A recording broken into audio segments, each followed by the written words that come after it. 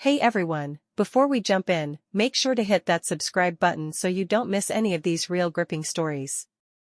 The notification hit my phone like a punch to the chest. Your wife posted a new reel. Normally, it wouldn't mean anything. She posted all the time, quotes, outfits, gym mirror shots. But before I even opened it, something tightened inside me, like bracing yourself before pulling back a curtain you're not sure you want to see behind. The reel autoplayed. She turned slowly toward the camera, chin lifted, eyes glowing with that practiced confidence she'd built over the past few months. The audio snippet was Destiny's Child, that independent women line. The shoes she wore were mine. I had bought them. And her caption read, "Love being in my independent era, sparkles." I exhaled through my nose. Not anger, just exhaustion. She'd been talking a lot lately about phases and finding herself. Fine, people change, but something about this felt like it wasn't for me. Then I saw it. A comment pinned at the top because she had liked it. "You always were, proud of you," from a guy named JM. I tapped his profile.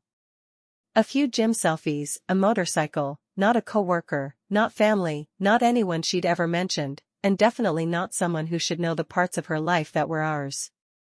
My chest went hollow, not because I knew anything, but because I didn't.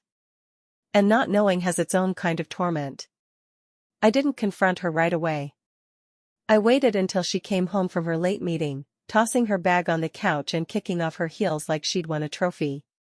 She smelled of coconut lotion with just a trace of men's cologne, something woodsy. "Hey," I said, voice steady. "Hey," she replied, distracted, thumbs flying over her phone. Then she flipped its screen down when she noticed me watching. That used to mean nothing. Now it felt like a lock clicking shut. "How was your day?" she asked, walking toward the kitchen. "Fine." "Saw your new post," I said. She froze just for a breath. I caught it, a half-second tension in her shoulders before she forced a smile. "Oh yeah, just messing around." "Who's JM?" I asked casually, as if it were a thought that wandered into my head. She didn't look up from the fridge. "The guy who commented," I pressed. "Oh," she said, pulling out a water bottle. "Just someone from the gym. One of those friendly comment types." She drank too long. "Why did he say you always were?" I continued. She shrugged. "I don't know, babe. People comment random stuff." But she didn't meet my eyes. I nodded, pretending to accept it. Yet something inside me shifted. Something was off. It was in her tone, in the careful way she answered, like someone navigating a minefield. Later that night, she fell asleep quickly, her back turned to me, breathing soft. I stared at the ceiling, replaying that flicker of fear in her face. People don't get scared unless they're protecting something. I didn't want to become that husband, suspicious, paranoid, checking passwords and receipts. That wasn't love. That was surveillance. And yet, for the first time in our marriage, I felt my trust slip. 2 days later, the next clue appeared on its own. Breakfast. She was in a rush, hair up, half-applied mascara when her phone buzzed. She glanced, then turned it upside down again. "The gym guy?" I asked before I could stop myself. She tensed. "Why are you being weird about this?" "Because you're acting weird," I said. She slammed her coffee cup down harder than needed. "I told you he's nobody." "Stop digging for problems," she said, voice trembling. I wasn't digging. The cracks were already rising on their own. That afternoon, she posted another reel. Another empowerment line. Another "women don't need anyone" track. Same guy commented again. "Look at you." She liked it. My stomach sank. Not because I saw affection, there wasn't any, but because I saw familiarity. Worse, I didn't respond. I didn't comment. I stayed quiet, holding myself together, waiting. Then something unexpected. He replied to his own comment. "Wish I could see you again." She didn't like it this time. She deleted it, but not fast enough.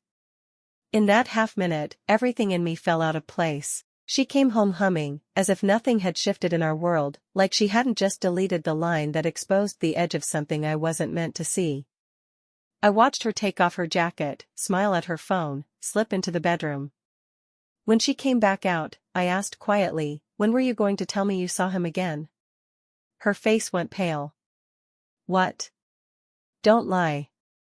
I saw the comment before you deleted it." "I didn't," she started, then stopped, jaw flexed. "It's not what you think." "Then what is it?" "Explain." She wrapped her arms around herself. "He's someone I knew before us. Before we were married, before we were together, years ago, we went on a few dates. It meant nothing." "Did you tell him you're married now?" "Yes," she said too quickly. "And he still wants to see you again." I watched truth flicker behind her eyes, retreating over and over like she was deciding whether to give it to me or bury it deeper. "Did you see him recently?" I asked again. Her silence spoke volumes. "How long?" My voice dropped, raw. "It wasn't supposed to be anything. He messaged months ago. Just friendly stuff. Then I ran into him at the gym." "I didn't think it mattered," she whispered. "Is it harmless now?" She looked down. I realized the honesty stung more than any lie could. The world felt muted, the refrigerator humming, a car passing, a bird chirping, but the room itself seemed to hold its breath. "Are you cheating on me?"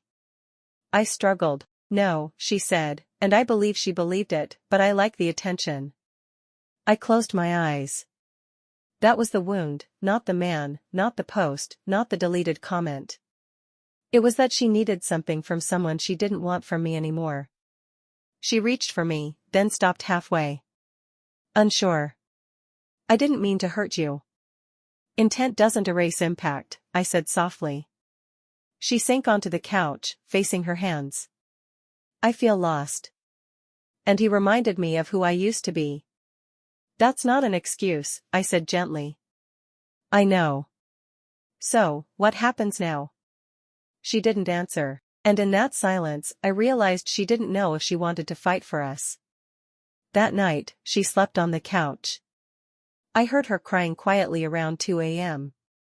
I thought about going to her, offering comfort, forgiveness, anything, but I was too fractured to move. At dawn, I found her sitting at the sofa edge, eyes red, hands trembling. "I blocked him," she whispered. I nodded, but blocking him didn't erase the reason she wanted him in the first place. "I want to try if you'll let me." I wanted to say yes. I wanted to say no. I wanted to rewind time and erase the comment, the doubt, the shift in her eyes, the moment the betrayal began before I even saw it. Instead, I said, "I need time." She nodded, crying quietly, not wanting to disturb the fragile air between us. I stood there for a long moment, memorizing the scene, the dim morning light on her face, the trembling hands, the brokenness neither of us expected. As I walked away to let the day start, one thing stayed with me. Some betrayals don't end marriages. Some betrayals simply reveal cracks that were already there, waiting for someone to press on them. And sometimes the worst pain isn't losing the person. It's realizing you started losing them long before you ever noticed. But let's rewind a bit, because these things don't just erupt out of nowhere. Our marriage had been steady for years, comfortable, like an old sweater you pull on without thinking. We met in college, laughed at the same dumb jokes, built a life with shared dreams of a house, maybe kids someday. She was the one who made me believe in forever, with her bright smile and the way she'd tuck her hair behind her ear when she was nervous. But lately, the gym had become her escape. She'd started going more often, saying it was for health, for stress relief from her job. I supported it, even joined her a few times, but she preferred going alone. "It's my me time," she'd say, and I'd nod, not wanting to crowd her. That notification wasn't the first sign, if I'm honest. There were little things, her phone lighting up at odd hours, a new laugh in her voice when she texted back, outfits that seemed chosen for more than just the mirror. I'd brushed them off as paranoia, as my own insecurities creeping in. After all, we'd been together 8 years, routine can dull the edges of excitement. But that real? It was like a spotlight on the drift we'd both ignored.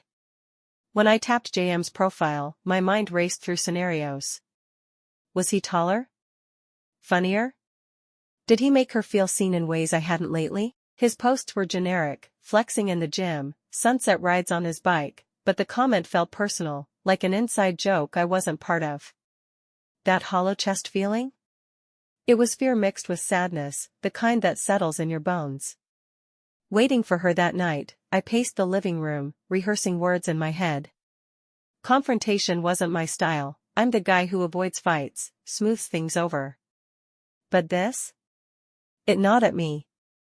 Her scent when she walked in, that woodsy cologne overlaying her coconut lotion, hit like evidence. Where had it come from? A hug? More? I pushed the thoughts down, kept my voice even. Her distraction with the phone, flipping it face down, it was a habit, sure, but tonight it screamed. Secrecy. Our conversation in the kitchen felt like a dance, each word measured. Her freeze, the forced smile, the long drink of water, they were tells, poker faces cracking. I lay awake that night, the ceiling a blank canvas for my worries. Memories flashed, our wedding day, her in white, promising forever, lazy Sundays in bed, the way she'd lean into me during movies. Was that gone? Fear of protecting something, yeah, that's what kept me up. Breakfast 2 days later escalated it all. Her rush, the buzz, the quick flip, my question slipped out, raw. Her slam of the cup, the tremble in her voice, it was defensive, but underneath, guilty. I wasn't digging, the problems were surfacing, bubbling up like leaks in a dam. That next reel? It stung deeper. The empowerment vibe felt pointed, like a message to the world, or to him. His comment, her like, then his reply. Wish I could see you again. Deleting it was admission. My world tilted in that half-minute, heart pounding as I refreshed the page, confirming it was gone. Her humming homecoming was surreal, like she lived in a parallel reality. Watching her jacket come off, the smile at her phone, it was torture. My quiet question shattered the facade. Her pale face, the stuttered denial, the arms wrapping around herself, they were shields. Learning he was from before us eased nothing, it highlighted the pull of the past. Her confession, messages, run-ins, attention, cut deep. Not physical cheating, but emotional, the kind that erodes foundations. The muted room amplified every sound, every unsaid word. Her "I feel lost" echoed my own feelings. We were both adrift, but she'd sought anchor elsewhere. That couch night, her cries at 2 a.m., I wanted to hold her, but betrayal paralyzed me. Dawn brought her red eyes, trembling hands, the block. But reasons lingered. Her plea to try, I ached for yes, feared no. Time was my compromise, a bridge over the chasm. Standing there, memorizing her in the light, that was goodbye to innocence.